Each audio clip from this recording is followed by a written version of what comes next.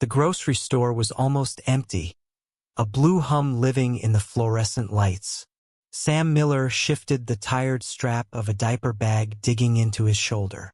His daughter, Lily, slept warm against his chest, her breath dampening the collar of his t-shirt.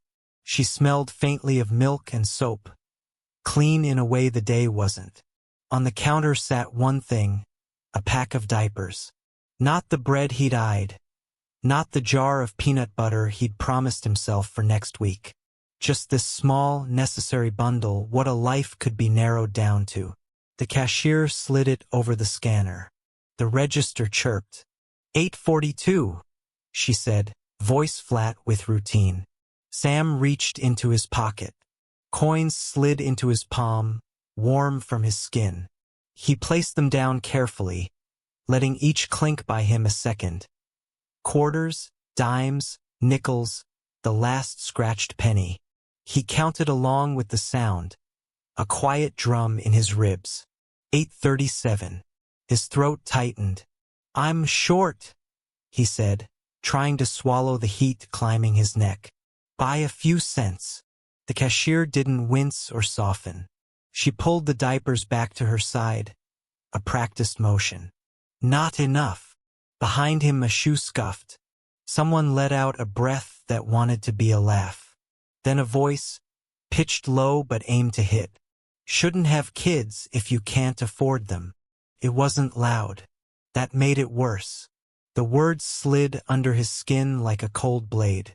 Sam's arms locked around Lily. She stirred, gave a sleepy sound, and the air thickened with the weight of listening strangers. He looked at the coins, small moons under duty-bright light, and felt their failure. He could scoop them up, leave, pretend he'd forgotten his wallet. But his legs wouldn't move. The store smelled like spilled coffee and disinfectant. Somewhere a child laughed, the clean bell of it turning in his chest like a key that wouldn't catch. He kept his eyes on the counter. Humiliation rose slow and steady, a tide he could do nothing about. Lily sighed against him, and he pressed his cheek to her soft hair. For a flicker of a second he imagined the linoleum opening, the two of them slipping into quiet, away from the eyes, the judgment, the click of the scanner that had sounded like a verdict. "Sir?" the cashier said, not unkind, not kind, just the job. He nodded, though to what he wasn't sure, and the lights went on humming. The silence at the register stretched thin, taut as a wire. Sam stood with his coins spread out like scraps of evidence, Lily stirring against his chest, her tiny breath damp on his collar. The cashier's hands still rested on the diapers, the package held hostage by numbers he could not reach. Behind him, the man who had muttered the cruel words shifted impatiently, his sigh cutting deeper than the insult itself. Then a voice, clear and steady, broke the tension. "I've got it." Sam blinked. The words seemed unreal at first, as though they had come from somewhere far away. But they belonged to the woman standing just behind him. She looked composed, not rushed like the others in line. Her wool coat was pale gray, cinched neatly at the waist, her hair pulled back in a way that made her look both orderly and untouchable. Yet her tone carried no drama, no pity. She simply stepped forward, calm as if paying for another's groceries was the most natural thing in the world. "Add the diapers to my purchase," she told the cashier. Then her gaze flicked briefly to the small display by the register. "And the wipes, and 2 jars of baby food." The cashier, who had been hovering between impatience and discomfort, gave the faintest nod of relief and began scanning again. The beep of the machine sounded almost merciful this time. Sam's breath caught. "No, please," he said quickly, his voice hoarse. "That's not necessary." The woman didn't look at him. "It's fine." "It's not." He tried again, but the words tangled with the knot of his pride. He shifted Lily higher, as if the weight of her might shield him from the shame pressing down. The woman's eyes finally met his. Gray cool steady. "You're not letting me," she said, her voice even.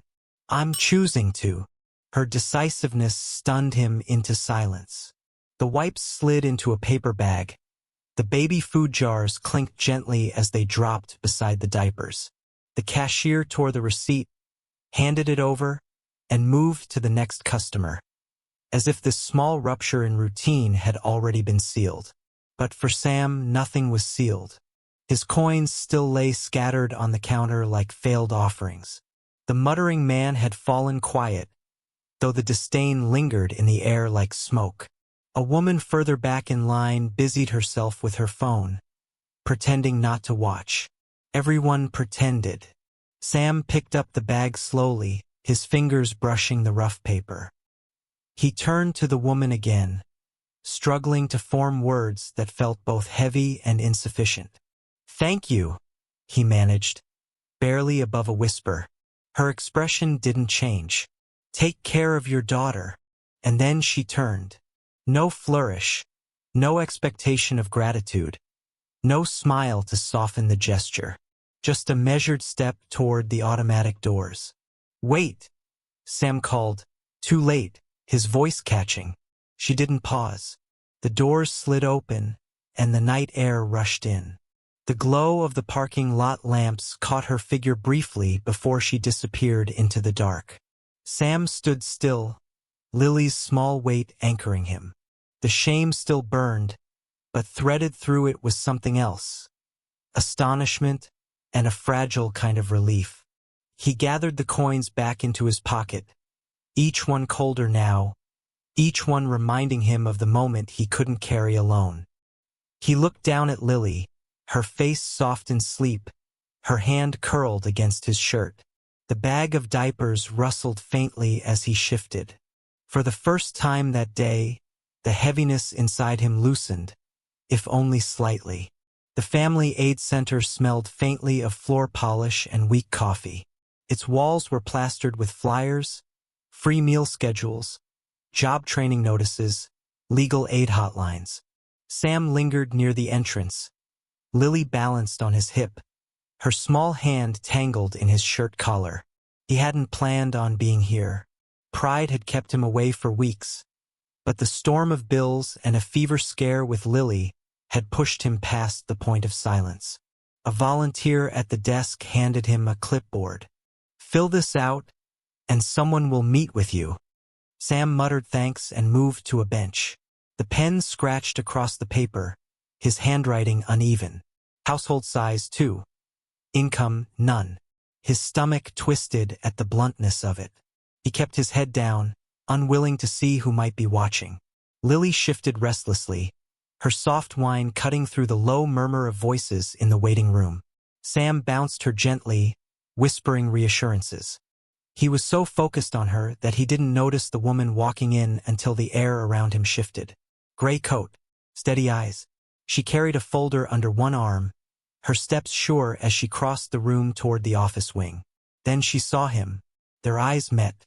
Recognition flashed first in hers, then in his. For Sam, it was a jolt, a collision of humiliation past and present. He wanted to look away, to vanish into the floor as he had in the store. But she didn't look away. "Mr. Miller, isn't it?" Her voice was calm, businesslike. Sam stiffened. "You remember me." "I do," she said simply. "Claire Lawson." She shifted the folder to her other hand. "You came to the right place." Sam bristled at that. "I didn't come here for handouts." "I know," Claire replied evenly. "That's not what I'm offering." She nodded toward the hallway. "Walk with me." He hesitated, but Lily squirmed impatiently, so he followed. They entered a garage at the back of the building, the scent of motor oil cutting through the sterile polish of the center. A delivery van sat on a lift, its hood propped open. Tools lay scattered on a workbench. Claire set her folder down. "We've been having trouble with the vans. Deliveries run late, and repairs cost more than the center can afford. I remember you mentioned fixing things at the store." Sam blinked. "You were paying attention?" "Of course," she said. "We need someone who can keep these running, not charity." A job. The word lingered in the air, unexpected and heavy. Sam's instinct was suspicion. He tightened his hold on Lily, eyeing the tools. Why me? You don't know me. I could walk out tomorrow. Claire met his gaze. Then we'd be no worse off. But I don't think you would. Something in her tone unsettled him. Not pity, conviction. He shook his head. You don't have to do this. I know, she said softly. Not because you're poor, but because you're honest. That's harder to find than you think. The words slipped past his defenses, lodging somewhere deep. He wanted to argue, to cling to the wall of pride that had protected him this long. But Lily tugged at his collar, her small voice murmuring, Daddy. Sam exhaled, shoulders sagging. What exactly would it involve? Simple maintenance. Oil changes, brake checks, the basics. Nothing you can't handle. He glanced back at the van, the gleam of tools familiar, almost comforting. It had been years since he'd worked steady, years since grease had stained his hands for more than a day job. Something in him ached at the sight. Finally, he nodded once. All right, I'll try. Claire's expression didn't soften into triumph. Only acknowledgement. Good. Come tomorrow. We'll work out the details. She picked up her folder and moved toward the door, leaving him standing in the garage with Lily. The little girl giggled, reaching toward the shiny wrench on the bench. Sam smiled faintly despite himself. For the first time in a long while, he felt a door open. Not charity, not rescue, but the faint outline of a chance. The garage smelled of oil and dust, the kind of smell that clung to hands no matter how much soap you used. Sam worked with quiet focus, sleeves rolled up. Lily perched nearby on an overturned crate with a coloring book someone at the center had given her. Every now and then she would lift a crayon and show her father a scribbled rainbow, and he would nod, smile faintly, then return to the van's stubborn engine. Claire entered with her usual measured steps, folder in hand. She paused a moment, watching the small scene. The man bent over the hood, the child humming softly. Something about it pulled at her chest, though she quickly smoothed her expression before speaking. How's it going? Sam wiped his hands on a rag. Your timing's good. She'll run again. Just needed a patient hand. Not many people would call that patient, Claire remarked, eyeing the spread of tools. Sam shrugged. Machines don't lie to you. They just break where they're weak. Something in his tone made her glance at him more closely, but she said nothing. Instead, she set her folder on the bench and reached into her coat pocket. From it she drew a small copper keychain, worn smooth by years of touch. It caught the light briefly before resting in her palm. Sam frowned. What's that? Something I've kept for almost 20 years, Claire said softly. She turned it over, revealing the faint initials etched into the metal, SM. Sam froze. The letters seemed to burn in the dim garage light. I grew up in foster care, Claire began. Her voice was steady, but quieter now, as if each word cost something. One night there was a fire. I would have been lost in it if someone hadn't carried me out. A boy older than me, but not by much. I never saw his face clearly. Just the sound of his breathing, the heat, the fear. When we got outside, he pressed this into my hand. Said it was lucky. Then he was gone. Sam's rag slipped from his hand. His chest tightened with memory. Smoke, shouts, the terror of flames licking up walls. He remembered stumbling through the chaos, finding a small girl crouched in the dark. He remembered lifting her, promising without words to keep her safe. He remembered giving her the only thing he had of his own, a cheap copper keychain with his initials scratched on during a bored afternoon.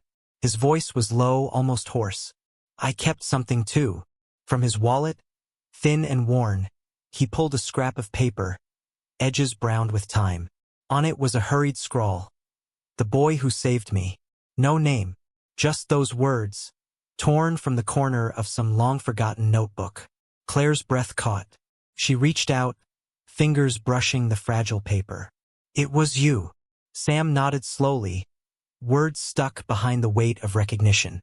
For a long moment, neither spoke. The hum of the fluorescent light, the faint scratch of Lily's crayon on paper, the smell of oil and dust. All of it framed the silence heavy with memory. Finally, Claire closed her hand around the keychain. I used to think I imagined him, that maybe I'd made it up because I needed someone to believe in. Sam looked down at Lily, then back at Claire. You didn't imagine him. Her eyes softened, the cool gray shifting to something warmer, though just as steady. Then maybe this isn't coincidence. Sam wanted to argue. Life had taught him not to trust such neat threads. But the evidence sat between them. Copper and paper, past and present. Lily's laughter broke the silence. She held up her page proudly, a lopsided drawing of 3 stick figures holding hands under a sky of crooked stars. Sam and Claire both looked at it. Their eyes met again. Neither smiled fully, but something passed between them. Something fragile, undeniable. The days in the garage began to form their own rhythm. Mornings brought the rattle of old vans limping in. Afternoons carried the sound of Sam's tools working against rusted bolts and tired engines. He moved with the steadiness of someone who had once belonged to this world. Hands sure, eyes focused, shoulders loosening a little more with each passing day. Lily became a fixture too. She perched on her crate beside the tool bench, crayons scattered like confetti around her, hair always falling loose from its clip. Volunteers stopped by to check on her, slipping her juice boxes or crackers, but she preferred to stay close to her father. Sometimes she hummed while coloring. Sometimes she padded across the floor in socks to hand Sam a wrench, as if she had learned the names of tools by instinct. Claire often passed through, checking reports or delivering schedules, but she lingered longer than she admitted to herself. She'd pause at the garage door, watching the quiet scene. The man bent over an engine, the child scribbling butterflies in the corner. Something in it disarmed her. Something she hadn't known she missed. Sam noticed her too, though he rarely let it show. He caught the way she listened more than she spoke, how her gray eyes softened when Lily offered her a drawing, how she carried her folders like armor. One evening, as the sun slipped low, Sam finished tightening a belt on the oldest van. He wiped his hands and turned to find Claire leaning against the doorway. "You're saving us money," she said. "The vans haven't run this smoothly in years." Sam shrugged, reaching for his rag. "Just fixing what's broken. Not everyone can." Her tone was simple, but the words lodged somewhere deeper. Sam looked down, unwilling to meet her gaze, afraid of what she might see. It was a week later, on a damp Tuesday, when Lily's laughter fell quiet. She had been drawing, her crayon slipping across the page, when her hand suddenly stilled. Sam glanced over and felt his chest seize. Her cheeks were flushed, her eyes glassy. "Lily!" He crossed the floor in 2 steps, scooping her up. Her skin burned against his palm. The next hour blurred. Panic flooding his chest, the world narrowing to the shallow rise and fall of his daughter's breath. He fumbled for his phone, but Claire was already there. "I'll drive," she said, voice steady, hand gripping his arm. Sam didn't argue. He followed her to her car, Lily limp against his shoulder, his own heart pounding like a hammer. The ride to the clinic was a haze of headlights and whispered pleas. "Stay with me, baby, stay with me." Claire kept her eyes on the road, one hand tight on the wheel, the other flicking the hazard lights. She didn't speak, but her silence wasn't absence. It was presence, strong and unwavering. At the clinic, fluorescent lights washed over them. A nurse hurried Lily into an exam room.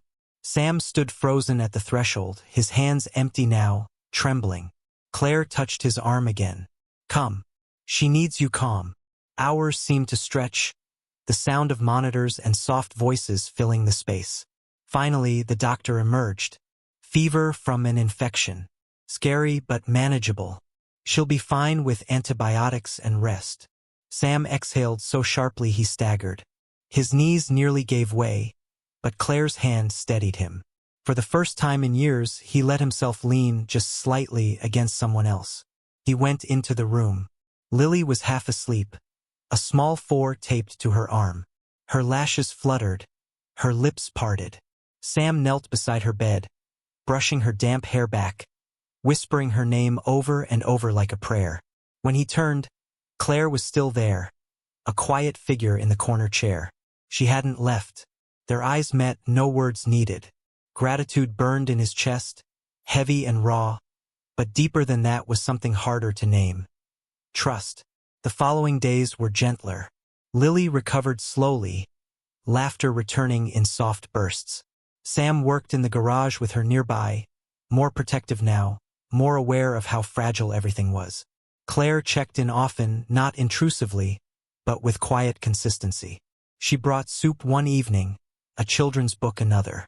Sam found himself less guarded. He began to tell her things in fragments, about odd jobs that never lasted, about the way the nights stretched too long when Lily was sick, about the way silence could hurt more than words. And Claire listened, not with pity, but with the stillness of someone who knew what it meant to carry heavy things alone. In the garage's dim light, surrounded by grease and crayons, something unspoken began to take shape, something built not from grand gestures, but from the slow, steady work of trust. It happened on a Saturday morning, when the garage was quiet except for the sound of Lily's crayons tapping against the bench. Claire had come by with fresh coffee, her coat draped over one arm. Sam was bent over an engine when his phone buzzed. First, he ignored it, but the buzzing didn't stop. Finally, he wiped his hands and looked. A message from a friend. A link. He clicked, and the world shifted. There, on the screen, was Claire. She was holding Lily outside the clinic, her arm protective around the child's small frame, her face caught in the hard glare of a camera flash. The headline screamed above the photo. Philanthropist exploits struggling father for PR stunt. Sam's stomach dropped. The article spun the story into something grotesque. Claire Lawson, wealthy benefactor, using a single father and his sick child as props to polish her image. There were words like calculated and stage-managed, speculation about donations, whispers of self-promotion. Comments flooded beneath, some cruel, some mocking. Others called her heartless.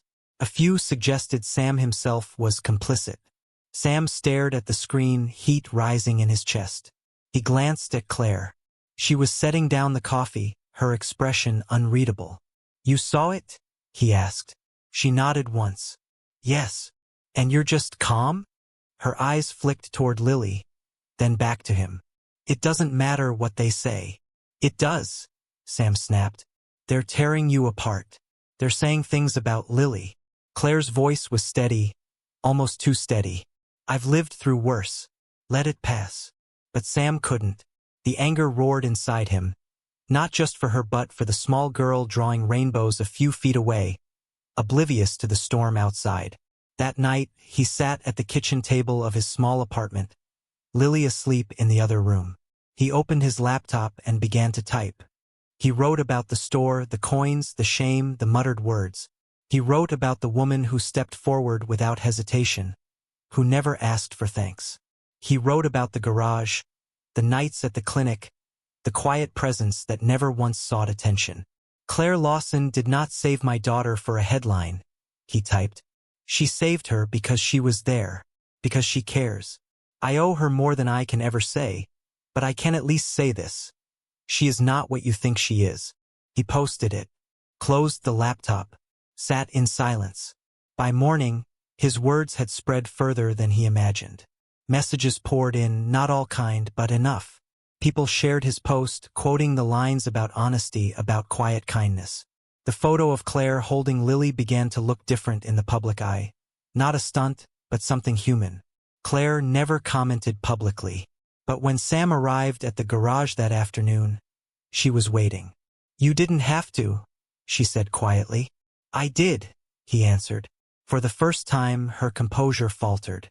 The faintest crack, a soft shimmer in her gray eyes. "Thank you." It was only 2 words. But for her, they carried the weight of trust returned. A year passed, and the aid center no longer felt like a stopgap. It had become something else entirely. The garage buzzed with new voices, other parents learning skills, tools clattering in hands that had once only carried children. The vans ran smoothly now, but more importantly, the work had grown into a program. Fresh start. The sign on the wall read, "Project for single parents, teaching trades, offering steady work. Sam stood at the front of the hall, a clean shirt tucked into worn jeans, Lily sitting proudly in the first row with a crayon-streaked sign that read "GoDaddy." His hands trembled slightly as he adjusted the microphone. He wasn't a man used to speeches, but today he spoke anyway. "I came here with nothing but a few coins in my pocket," he began. "I thought that was all I was worth. But someone reminded me that honesty counts for more than money. That trust can build something where nothing stood before." His voice wavered, but the room leaned in, listening. Volunteers, parents, neighbors. They all watched the man who had once stood frozen at a checkout line, humiliated by what he lacked. "Now," Sam continued, "we're here to make sure no parent feels alone in that moment.